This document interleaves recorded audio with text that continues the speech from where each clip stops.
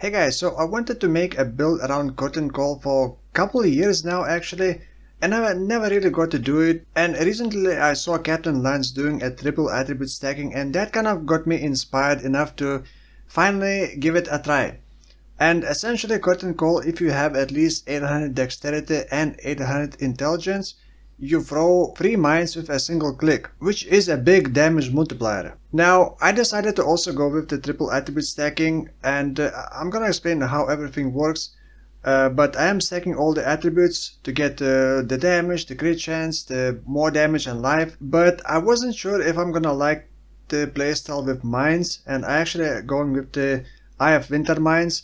I tried briefly Icicle Mines, and Icicle Mines is less annoying on the screen, like it's much quicker but also hits harder, so you can actually freeze like stronger targets, but it only hits once. With Eye of Winter you hit multiple times per Eye of Winter. Now, like I said, I'm very inexperienced when it comes to mines, I guess.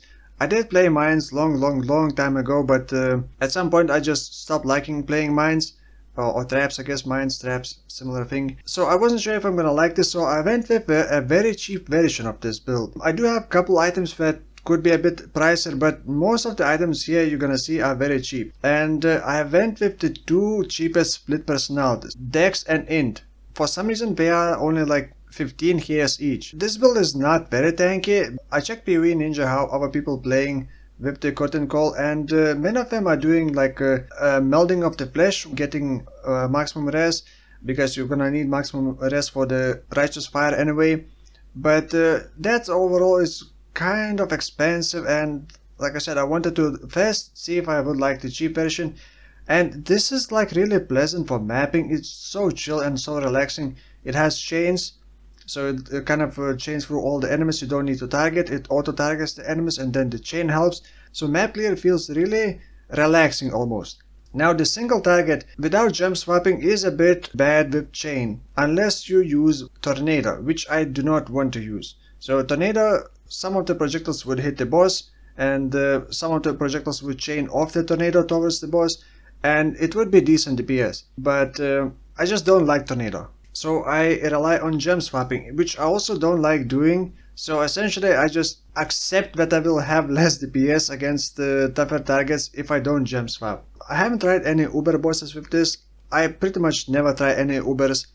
And this is level 91 only. I did only try Sirius, and that's pretty much all. The tier 16 Guardians just drop dead pretty fast. So overall I would say this is a pretty good build, but if you want cheap build, then yes, you can copy this. But if you want more expensive build, then you're probably gonna want to look into PoE Ninja and how others are building.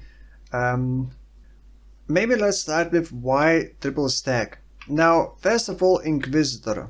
When you stack strength and intelligence, you get crit chance. And I am getting like 97% crit chance, something, 98% crit chance with Assassin's Mark on. And a couple power charges, which are very easy to generate. So stacking strength and int gives me crit chance. Now stacking dexterity also gives me increased damage. Like from the attribute mastery you get 1% increased damage per 5 of lowest attribute.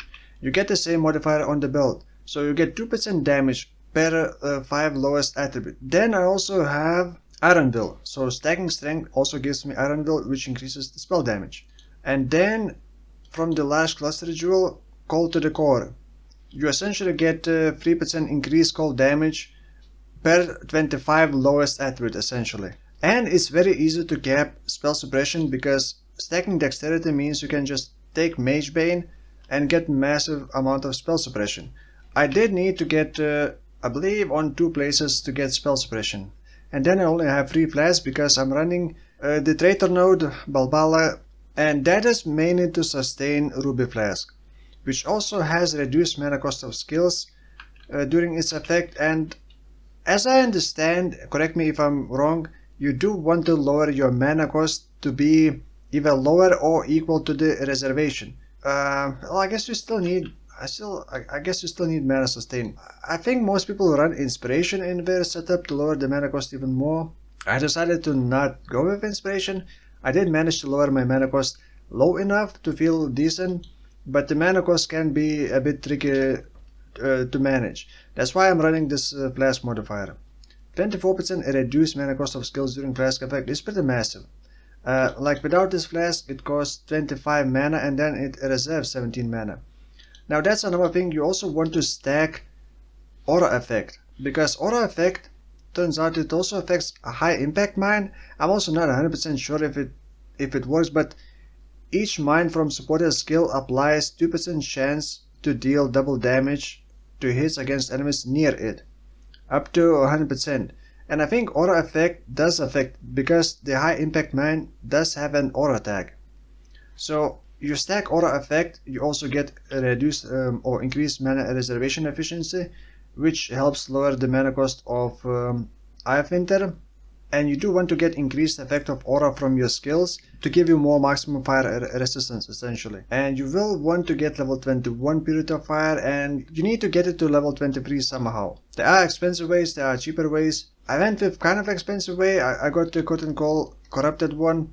You don't necessarily need the 90% reservation multiplier, but you do want +2 to, I guess, Socrated Curse aura just for the Purity of Fire. There are more things that you can stack with attributes. I'm not really maximizing everything. I'm kind of, like I said, going with the cheap approach, using Astramentis, which gives a lot of attributes. Like Astramentis alone gives me like almost 200 dexterity. And Cyclopean Coil, you also essentially want your intelligence to be the highest, then strength, and then dexterity to be the lowest. But you want them to be closely balanced, because Cyclopean, well, first of all, it gives damage per 5 of lowest attributes, and then you can become immune to ignite if your strength is higher than dex, and become immune to shock if intelligence is higher than strength. So intelligence, strength, and then dex. And then for the freeze, you just pick up the Pantheon. For the Pantheon power, you just pick up that, 100% chance to avoid being frozen, and that's it. Well, I guess a reduced effect of chill would also be nice, but I didn't bother getting that. I did get pretty decent rings. You just kind of want to get fractured, let's say strength, or fractured int, or fractured dex, and then use essence to guarantee another attribute, and then hope to hit either a fair attribute or some resistances, some life. There are important Eldritch implicits on boots, on gloves, and on body armor. And you can do it in different ways. You just want to increase Purity of Fire aura effect, so you can get that, I believe, on the body armor. But if you want to do that just to be able to sustain Righteous Fire better, because this is also Inquisitor, so I'm getting Pious Path, so it's kind of easy to sustain Righteous Fire. You can also use something like this, 1% less damage taken per like 200 intelligence. This is not the highest tier roll, this is like one of the lowest tier rolls. You can get, I believe, 1% less damage per 180 attributes. So you can just get that to be able to sustain Righteous Fire better. You can also get +1, I believe, to maximum fire resistance, like without being next to a unique enemy. On the boots, you're also gonna want +1 to maximum fire arrest at least. You can also get increased life regeneration rate. On the gloves, you're gonna want probably mine throwing speed. I saw people getting that. I'm not sure why. I guess like that's like a DPS increase, but it seems that mine throwing speed is pretty important.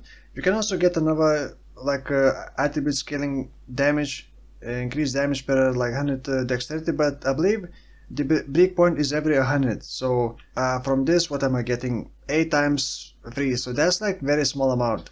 These kind of modifiers work better with like a single attribute stacking. But I believe you can also get a nerf. I think it would replace the mine throwing speed, so I'm not sure if you would actually want to do that.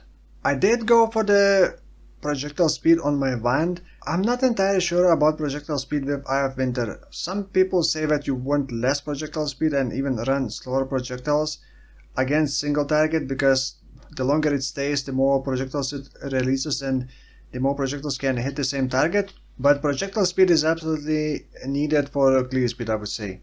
The clear speed works so well because of the chain. You don't need Awaken Chain, but Awaken Chain wasn't expensive. Okay, it's like 1 divine, but you can just run a normal chain.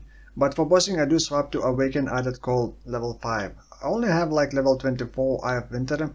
You could replace the amulet instead of Astramentis, get like some really nice amulet with +1 to cold, and probably would be higher damage, but on a one you also want +1 to call spell skill gems, then some spell damage, some crit multiplier for example. Same goes on the shield, but you're probably also gonna want to get +3 to maximum fire resistance. You can go, if you're going with the melding, if you got a relic for let's say +3 to maximum lightning resistance, and go with the melding of the flesh, and then use purity of lighting, and then just get maximum lighting res. But like I said, I'm going with a cheap version, I'm not going with the melding, so I'm using +3 to maximum fire res with +1 to call spell skill gems, which was also not expensive. Yeah, they are not expensive, just +1 call, +3 maximum fire, and then some life, and then if you get lucky some resistances. The anointment on the Astramentis is the utmost might. You do want that big strength. The jewels that I am using can also be much better. Most of my jewels are pretty much just life and a single damage mod. Crit multiplier, like double crit multiplier and life, is pretty expensive, like multiple divines. Now, as always, I'm gonna leave path for building import code. I actually don't really know what else to say about this build. It was just like satisfying to map with, cheap, sort of cheap to build around. And if you really like Eye of Winter, yeah, give it a try I guess. You want to put detonate mines on the left click, so that you essentially just hold the left click while running and then just click right button to throw mines, and then they auto target the enemies. But for me, I'm actually very not used to doing that, and my brain starts to glitch out, and when I want to just detonate without moving, for me it's clicking D. But then my brain just glitches out, and then I start moving when I don't need to, and then I usually get hit. So I don't know, I'm just probably not really into mine builds anymore. Oh, and for defenses, other than 100% spell suppression, I have, well, Purity of Fire, and then Grace. And that's pretty much it. And then the chill from Skitterbots. I do have enough regen to out-sustain Righteous Fire, so even if I get hit, it still heals me. I will try to rework this build into dual attribute stacking Whispering Eyes, which should have like 1 million average hit damage, but it's gonna be purely for bossing. It's not really gonna be for mapping, because, well, this build is already level 91, and I just want some kind of strong bossing build. I'm actually not sure if I'm even gonna like that. For Sanctum, it's probably not gonna work that great because it's slightly conditional, and yeah, I guess we'll see. So for now, thank you for watching, and I'll see you in the next one. Bye bye.